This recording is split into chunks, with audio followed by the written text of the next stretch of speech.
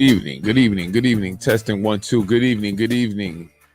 It's late, 12 o'clock, midnight, but I had to come on, and I wanted to do it live, um, because that's the way I do my shows.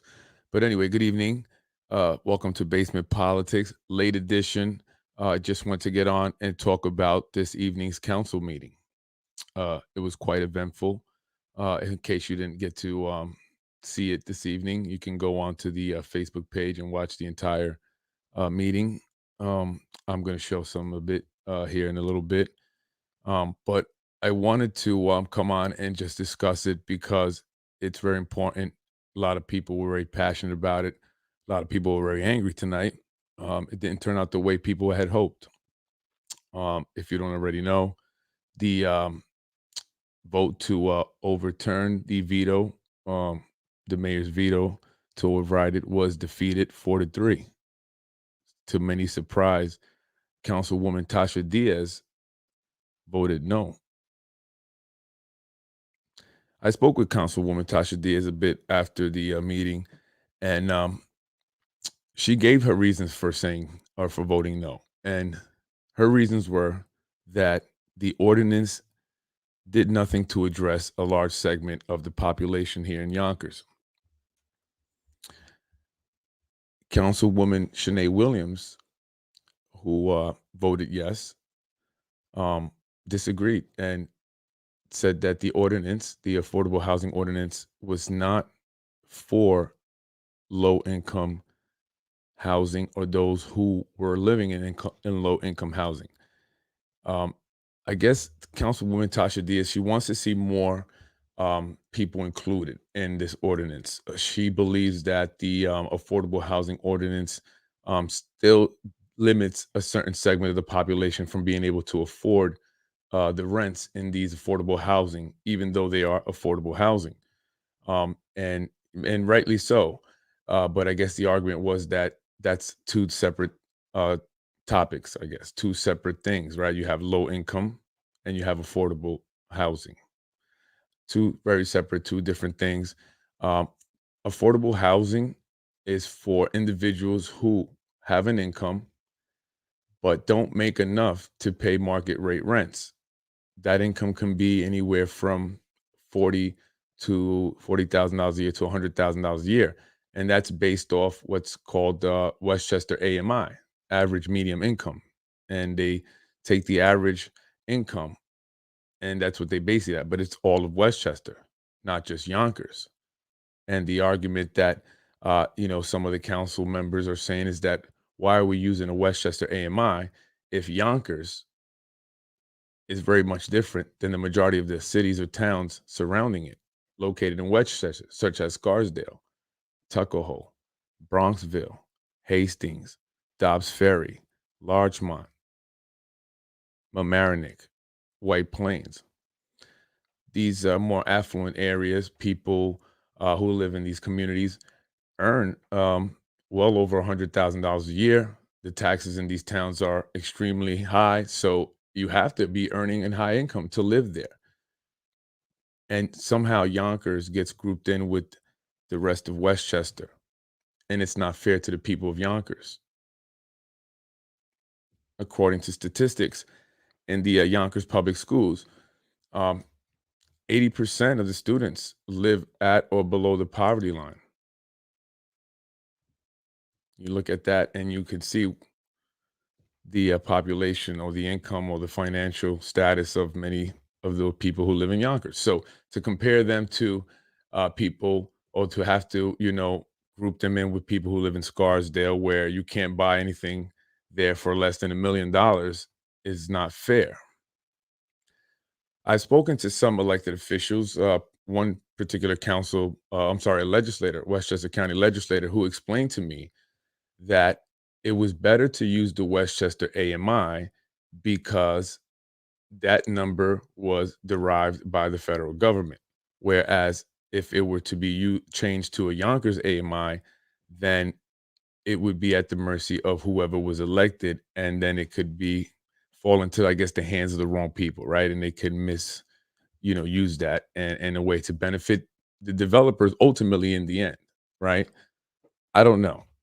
I'm not an elected official. I don't know all the details, but I do understand that something needs to be done, and you cannot compare Yonkers to the rest of Westchester. Westchester is one of the richest counties in the country, not the state of New York, in the country, Westchester County. All right. We live in one of the most expensive counties in the country, right up there with Orange County in California. I don't know if anyone watches The Housewives of Orange County. My wife does, so I know.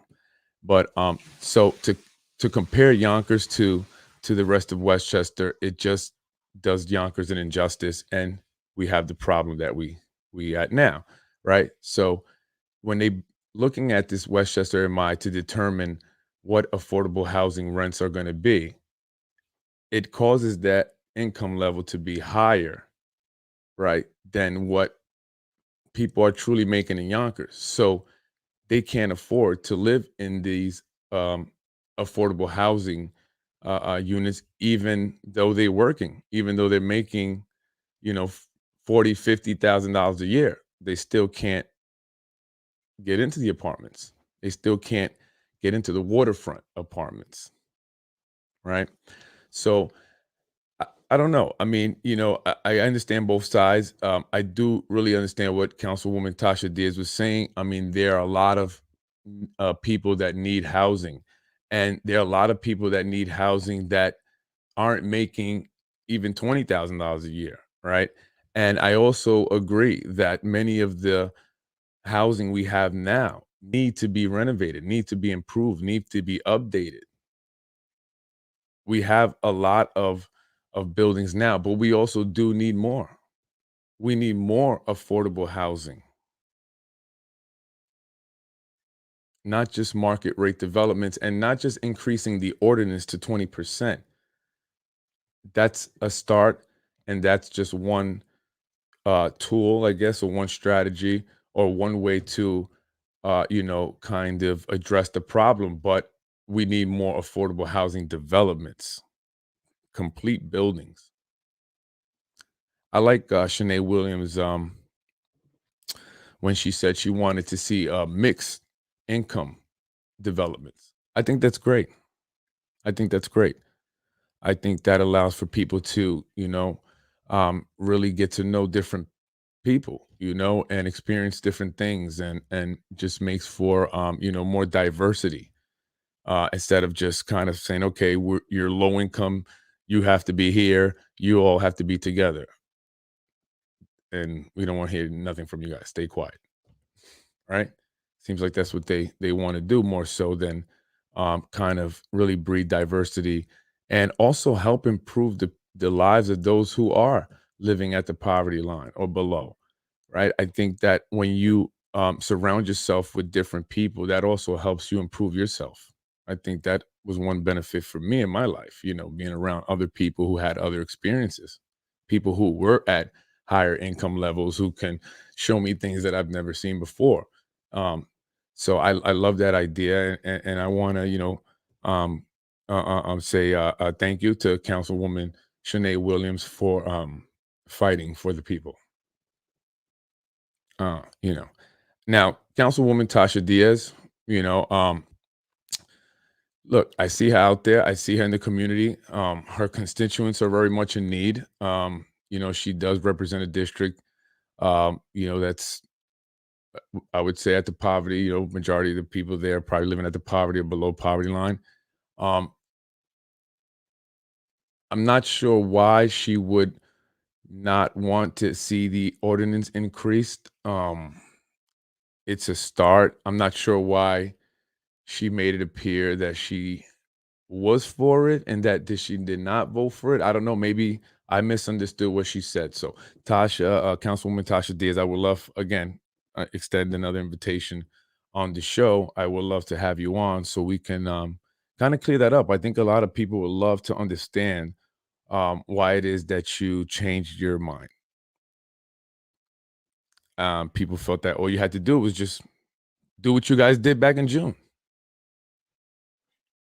right? Do what you did back in June. I don't know. I have my opinion. I think everybody is playing politics. I think some people voted yes back in June because it was election season. Um, I think some people, a few more than one, a few people are playing the game of politics. Rubal was surprised. Rubal, who was surprised? I mean, I was more surprised when he voted yes. I knew that was all about elections, right? So when he voted no this time, that was no surprise. He's a Republican. He wrote it with the Republic. Oh no, I'm sorry. He's a Democrat. I forget. I forget. No, he voted with the Republicans, Moranti and Breen. So you can get confused sometimes there. But that was no surprise, and I think that we saw that coming. So he got booed. He got booed. They booed you, Rubo. You weren't the only one that voted no, but you were the only one that got booed. Why is that? So, it was very interesting meeting, I should say. So I just want to play a little bit of it. So let's go to the film, to the tape.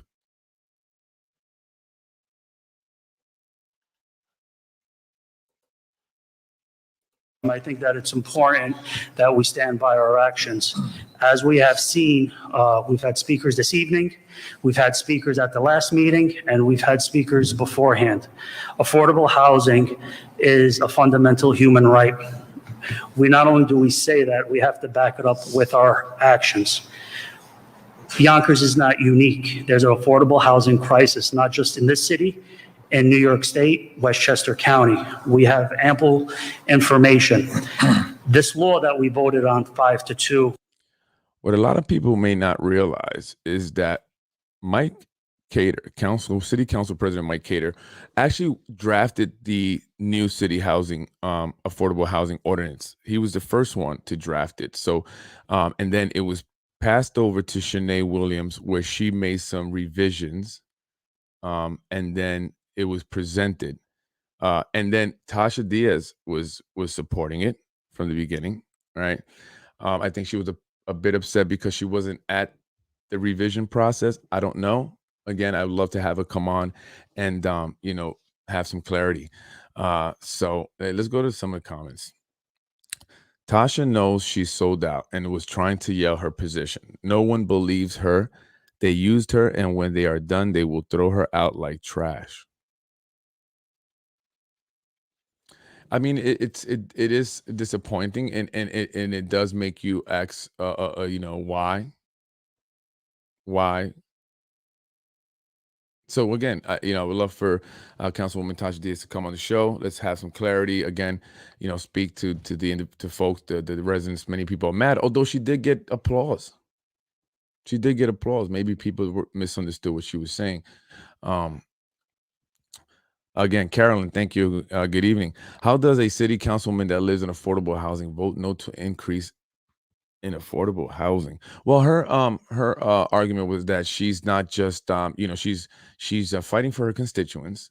Many of them cannot afford to live in so-called affordable housing. What she's looking for is maybe an increase in vouchers, more programs, for her constituents, because she feels that they are just not qualifying for them. They are applying for the affordable housing apartments, but they're not getting approved. One woman I spoke to after the meeting, she said that she was actually called in, she was approved, and then when she went to sit down with the paperwork, they said, "Oh, wait a minute, actually, you know what, you don't qualify."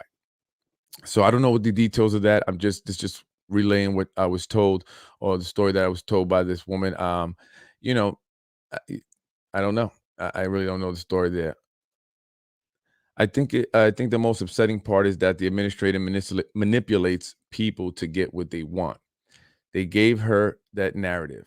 I had hope, but they definitely offered her something. I hope it comes out. Well, that's a pretty strong accusation. Look,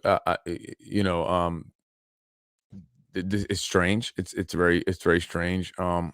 It's definitely a strong accusation. However, we don't know why. I don't know why, but it definitely, again, would love to hear why.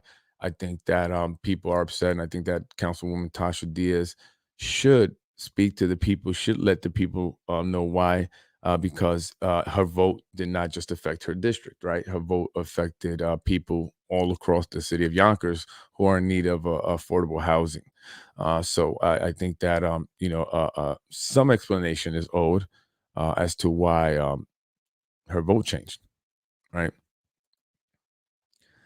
They took Cater out because they could not control him. He was for the people. Yeah, there's a lot of talk that Mike Cater was, he was targeted. He was targeted because he was going to be a strong candidate, a viable candidate for the mayor position. And there are some people that just do not want to see Mike Cater mayor, or do not want to compete against uh, uh, the city council president, because they weren't going to win. Maybe, I don't know. I don't know. But from what I hear from the talks, there was a lot of interested parties in having the city council president, out of politics, right? It'll be that much harder to become mayor after losing the city council, the reelection. Uh, can he do it? Can he still win? It's a possibility. I think he can still win, but I don't know anything. But I think he can still win. I think I mean, look, I think if he addresses what happened, he definitely has to, speak on the allegations that were brought before the council, which personally I think were nonsense, and he has his reasons for why he's approaching it and dealing with it in the manner that he's doing it, and and hopefully I think that he'll have a positive outcome. I think, though, however, that he has a good chance at becoming mayor still. I think that he needs to address those allegations, show that it was a bunch of nothing, big nothing burger, as I like to say, and that, he has nothing to hide. And I think that he also has to address and put out there what was done, what was done during the primaries in terms of the mailing and the robocalls and, all the attacks that were, aimed at his family, neighbors and people that were close to him. So I think that if in doing that, and showing the people, because I think we're coming to a point where people want more transparency. And I think a lot of people are really starting to push for that transparency. There are a lot of people that are, just about fed up with the way things are going. But I also think that they're realizing that no action is not the right action, right? We need to do some action. We need to start to speak out. We need to come together. And I think that we need to address the obvious, right? Point the elephant out in the room and start to come with facts, right? Start to understand this more. Start to come to city council meetings. It was great to see the chambers full of people really passionate about what's going on. And, I think it's great. And that's why I wanted to come on and talk about it. So I wanted to show a little bit more of the video there, specifically where Tasha Diaz, Nation. Thank you. To share them, if that's okay. Actually, Thank you. So for that reason, We're I'll be gonna, supporting the motion to reconsider. well, as I said, Mike Cater was the one that drafted the original or new city ordinance, affordable housing ordinance. So it's no surprise that he would vote yes. Let's hear Mr. Rubo, Councilman Rubo for the 4th District, what he has to say. Councilman Rubo. Thank you, Council President. I'm sorry I didn't buzz in earlier. I thought we were going to vote on the motion first before comments. Do you want to?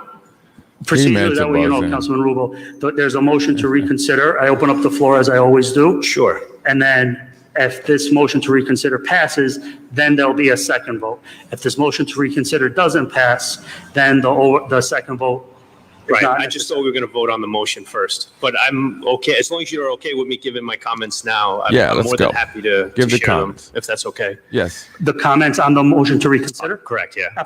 Floor is Thank yours, you. sir. Thank you, Council President. As I stated back in June, am looking to increase our current ordinance from 10%. And also, as I stated in June, I'm not completely comfortable with the ordinance as it was laid out. There were many But items you voted yes. that were ultimately excluded that I think could be memorialized in this ordinance. Items that take our existing housing stock, as we've heard tonight, take our existing housing stock and allow us to invest back into our community as it stands today, and not just look towards the market rate development. My yes vote for the ordinance was a yes vote to say we need more affordable housing in the city. There is a need, not only in this city, but across Westchester County. And so we're going to start here at home. But to pass an ordinance that is going to work, as HR&A, a third-party consultant who has worked with countless cities across the country, including New Orleans and Detroit and many others, have outlined a very specific program that they think would work. They've also outlined where they think the gaps in our current ordinance as it's laid out exist. And where do those exist?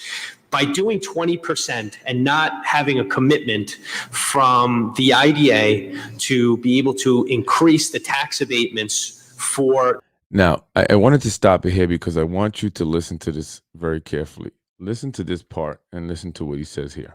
These market rate buildings is a recipe for failure. And that's where this fails. It fails because the mayor has vetoed the existing ordinance. The mayor is the chairman of the IDA. And if the IDA cannot commit to increasing the tax abatements, then this ordinance will fail. And instead of doubling the number of affordable units we're seeing in market rate buildings, we will create zero. And that is not my intention. I want to see us create hundreds, if not thousands, of new units over the next few years of affordable housing, and to increase and to improve our existing housing stock. So I'm not playing politics. I'm playing I'm playing ball here for the people of the city of Yonkers. I want to sit down with the administration and our partners in government here for the people of the city of Yonkers and come up with an ordinance that together 7 members of this city council can vote for and approve and have the mayor sign off on. And we can all stand together and say, look, we have not only the most aggressive affordable housing ordinance ever here in the city of Yonkers. Not only do we have the most aggressive affordable housing ordinance here in Westchester County, but we have the most aggressive affordable housing ordinance here in the state of New York and even across the country here in the United States. And so I'd be very proud to do that. I look forward to continuing to have great open dialogue with my colleagues and to vote on something that ultimately will work for the city of Yonkers. But I'm hoping that we can, that we do not vote to override this and we can continue on this great dialogue. Thank you. Really? Really? Let's first start out with what he said. He said, I voted yes initially back in June because I want to see affordable housing, more affordable housing here. So then why'd you vote no today? He said a bunch of stuff about the study. You know, I guess he was using that as an excuse why he's voting no. I looked at the study. It's not feasible. It says this, that, and the third. But he said one important thing. The primary point I got out of that, it was that if we vote to overturn it, or in order for us to have 20%, we would need the partnership, or we would need the cooperation of the YIDA, the Yonkers Industrial Development Agency. And he said the mayor who vetoed the new affordable housing ordinance is also the chairman of the YIDA. So if he vetoed the affordable housing ordinance, then he's not going to cooperate with us in order to make sure that it would work for the developers at 20%. So basically he's saying that we would need more money, more tax breaks, more benefits from the YIDA, and we're not going to get that because the mayor is in charge of that, and he already vetoed the new ordinance, right? The affordable housing ordinance. So that's a problem.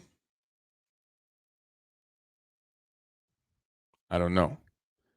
Maybe that's a problem. So I had a podcast last week on the YIDA, just so happens. And I made note of that the mayor was the chairman and his sister-in-law is the executive director. Now that's done so you can retain control because you cannot not be voted out, right? So you retain that power. Same reason why my wife and I, we have a nonprofit. She's the executive director and I'm the chairman. So no one can vote us out. That's mine. I started that. No one board member is going to come in here and vote me out or my wife. So that's basically what that's about. It's about control. So, I mean, and I don't know if a lot of people pick that up, but that's a very important point to be picked up. That's very important to pay attention. So we have to think about that.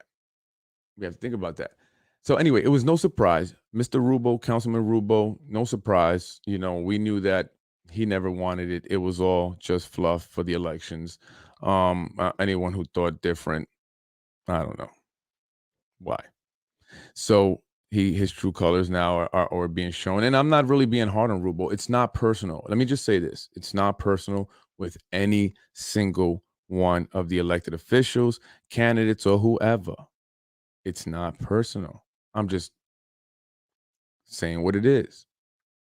Just saying what it is. Right? So it's not personal. So I'm not attacking him. I'm not going hard on any one specific elected official. Listen, you the guys, your actions speak louder than words, right? I just amplify your actions, right? I'm this loudspeaker. So that was no surprise with Rubo, but Tasha Diaz, again, that was very much a surprise. But I had a conversation and, I did have some audio footage from after the meeting with Tasha Diaz. I will put that out tomorrow. She is kind of explaining herself, I guess, but I will definitely, again, inviting her to come on the show so she can be more clear because a lot of people are upset. They want to know why you change your vote, especially because your constituents, not all, but many of them are qualified for affordable housing and are in need of affordable housing. You also live in affordable housing. Why would you vote no? Makes no sense, right? Well, let's hear our explanation here at the meeting. Just play it here for you guys here. Thank you, City Council President. I have a lot to say tonight regarding this ordinance. Yes, I am in support of affordable housing, but what is affordable housing? I look around this room. I am the face of affordable housing.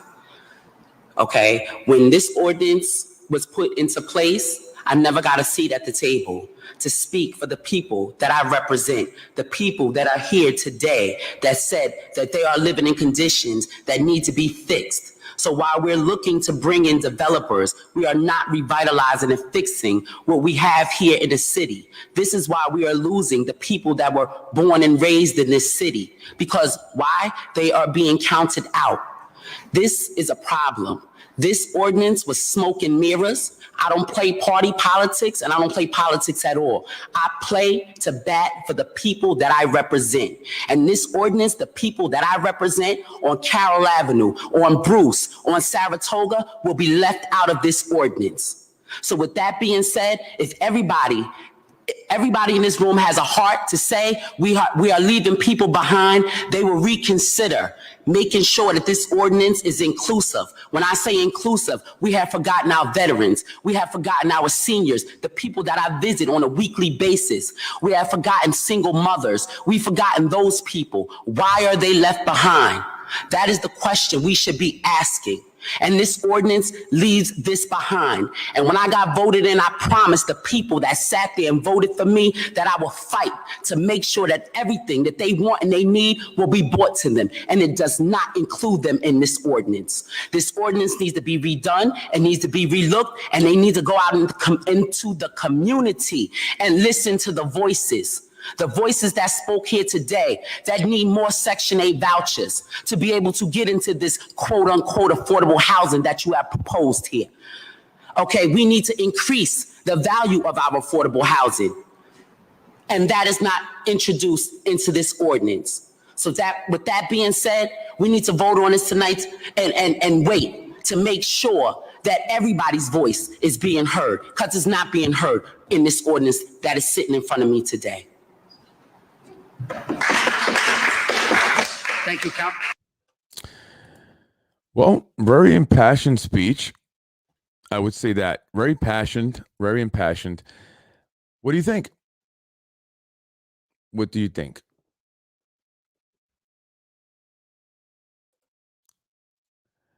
She has been in the seat for a very long time and nothing has changed. You know, what she's saying there is that everyone's not being included. Veterans, people who are on Section 8, people who are disabled, people who can't afford these affordable housing, and they're not being included in the ordinance. Now, I'm not sure if maybe Councilwoman Tasha Diaz understood what the meeting was about. But, and I'm not saying she didn't or did, I don't know, but from what I understand, the affordable housing ordinance is about affordable housing. As mentioned, we can make amendments, or not we, I like to say the word we, but amendments can be made to include specific individuals at a later date, but we need to take a step forward. And as it stands now, we have moved nowhere. What was the strategy there? If you are for the people, if you are for your constituents and the city of Yonkers, what was your strategy there?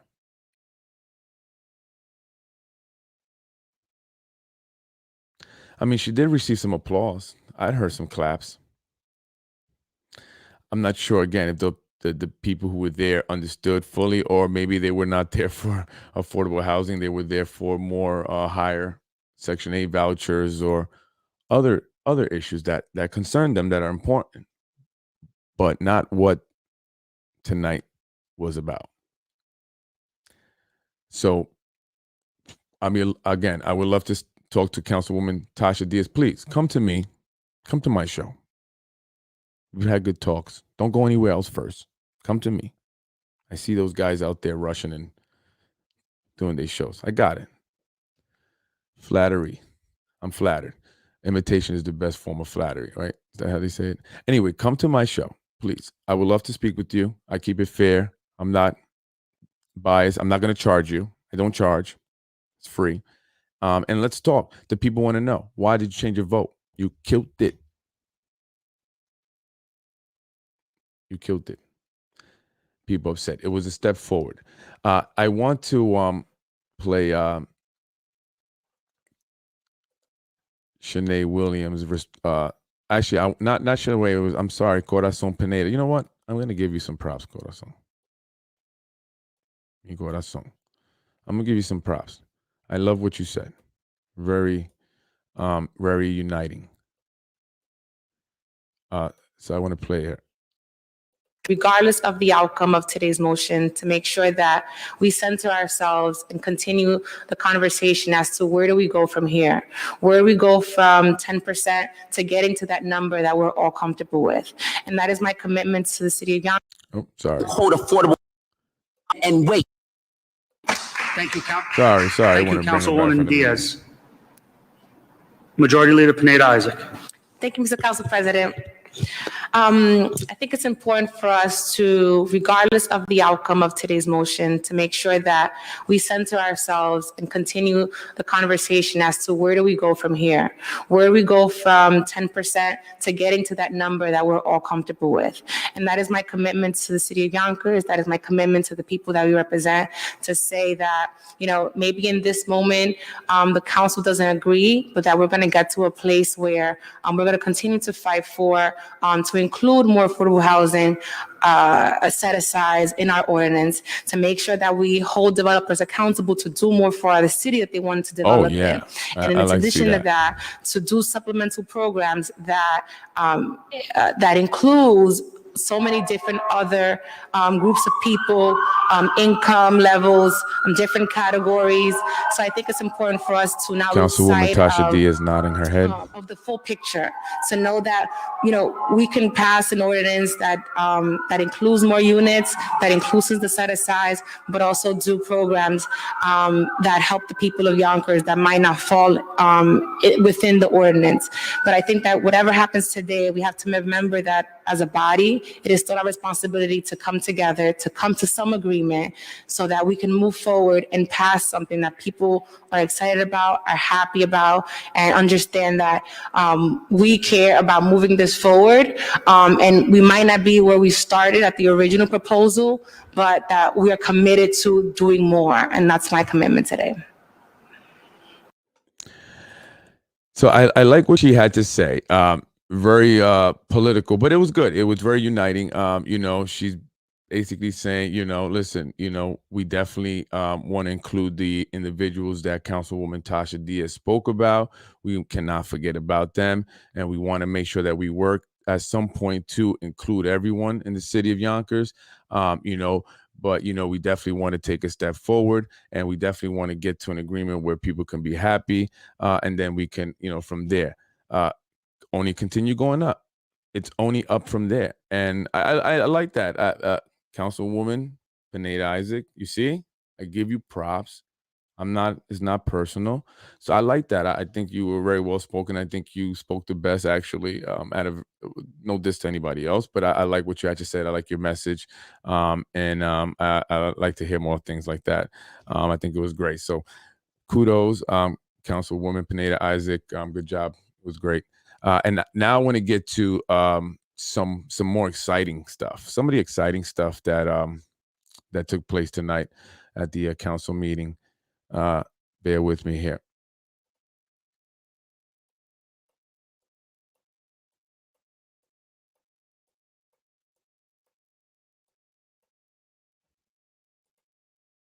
I'm urging all of you on the council to stand with me and to work with me to get this done so that we can give the people what they've been asking for years. At the end of the day, we're here to serve the people of Yonkers. My constituency might be different from Councilmember Rubo and Councilmember Moranti, but at the end of the day, we all care about the city of Yonkers, and we want to make sure that we're doing the best thing for our residents. And this, in my opinion, is a start. Thank you.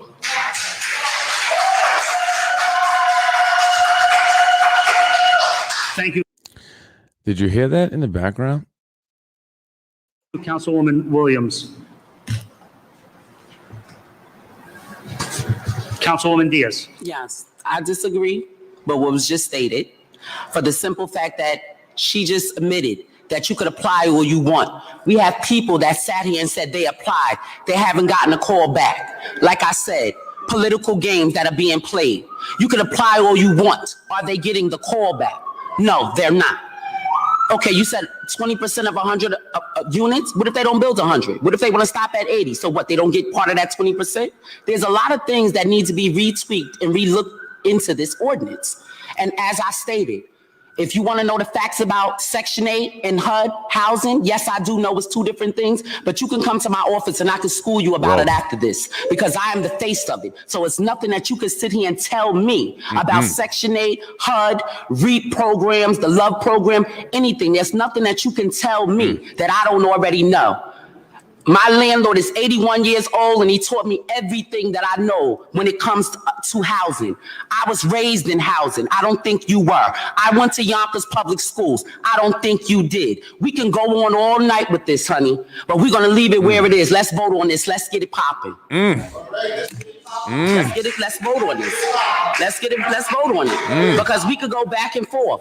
We could go back and forth on this issue, but you have to live it.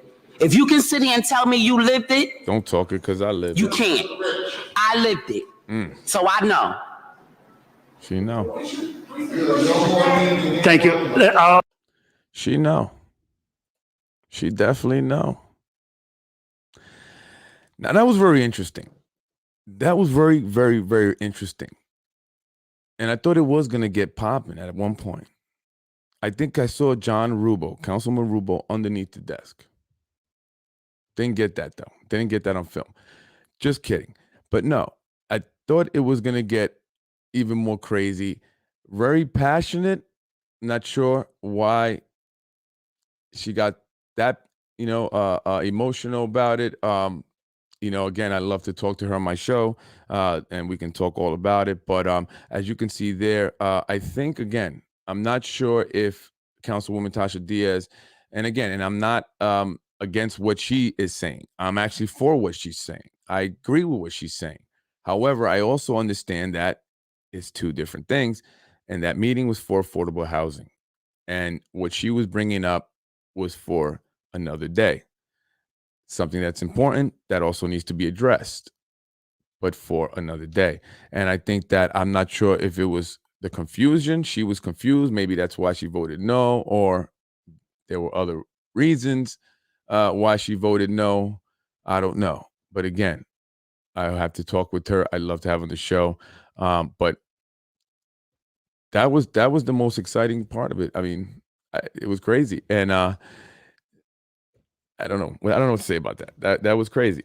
That was crazy. And yeah, that was crazy.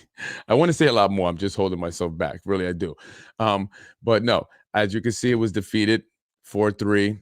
Tasha Diaz changed the vote. Rubo changed his vote. No surprise. The ones that have remained consistent, we got to give them credit. Councilman Breen, Councilman Moranti, you guys have been consistent with this. Got to give you credit for that. So anyway, on Saturday, I will be discussing part 2, or further discussing the Why IDA on part 2, Basement Politics Unfiltered, the Yonkers IDA. And it's important, again, because you have to, as Carolyn mentioned, connect the dots. You have the YDA, it was mentioned today. Did you pay attention? Did you hear what Council Rumo said? One of his reasons for not voting yes. Right? So I will be talking more about that. I'll be talking about specific projects. Also, if you didn't see my live earlier today, I was on Ravine and Point Street, where they were breaking ground for a new development going up. There were about 60 local union workers, Union 456. They were there protesting because the development going up, the developers are not using local labor. In fact, they're using a company that's based out of Rochester. Now, where they're going to get the workforce from, we don't know yet. That's yet to be decided. However, if it goes the way things have been going, it won't be from Yonkers or Westchester, possibly Rockland County, possibly. Is that local? No, it's not. If the Yonkers IDA gives any benefits to a developer, it must give benefits, give employment to those that live in the area that the IDA serves, which would be what? Yonkers IDA, right?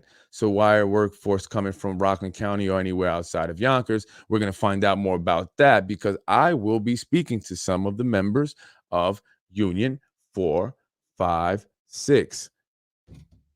I'm getting everybody on the show. We're going to talk. We're going to talk it out. So look forward to that. I look forward to that. So stay tuned. Check Basement Politics for that time and day. It should be coming real soon. Also Saturday, Saturday is part 2 of the YIDA podcast. And on Sunday, I will have Republican candidate James Nolan, Westchester County Legislator, District 15. He will be going up against Ruth Walters. Right. So we'll discuss some of that on Sunday. So stay tuned for that. It'll be 8 p.m. on Sunday. I'll try to start at 8. Hopefully there'll be no fireworks. Well, anyway, I hope you love this late night edition of Basement Politics. It's kind of like the real elections, had the 24 hours, CNN type of thing. Had to come on and let you guys know. It was very eventful, very important vote tonight. And I thought that people should know about it. I thought that I should also come back on. I was also a little bit mistaken of what I said earlier in regards to what Tasha Diaz had mentioned. So, I want to come on and kind of correct things and kind of get a little more clarity on it. But again, we can't get all the way clarity until Councilwoman Tasha Diaz joins me on Basement Politics. Again, folks, have a good evening because I have to get to work. I'm supposed to be there at 8. Don't know if I'm going to make it. Thank you for joining me. If you join me, if you're watching it tomorrow, hello, have a great day. Enjoy. Good night. I'm out of here. Freddie Vasquez, Basement Politics.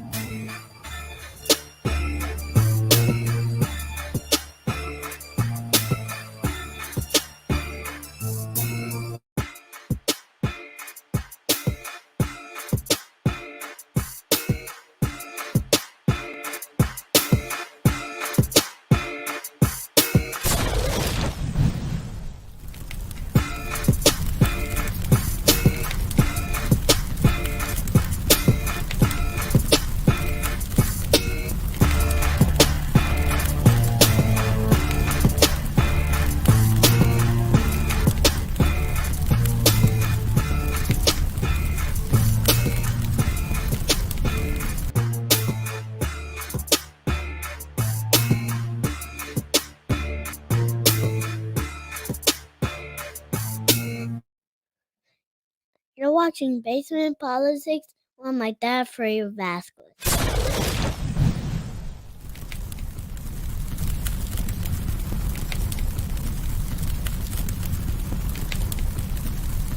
You're watching Basement Politics with my dad, Freddie Vasquez.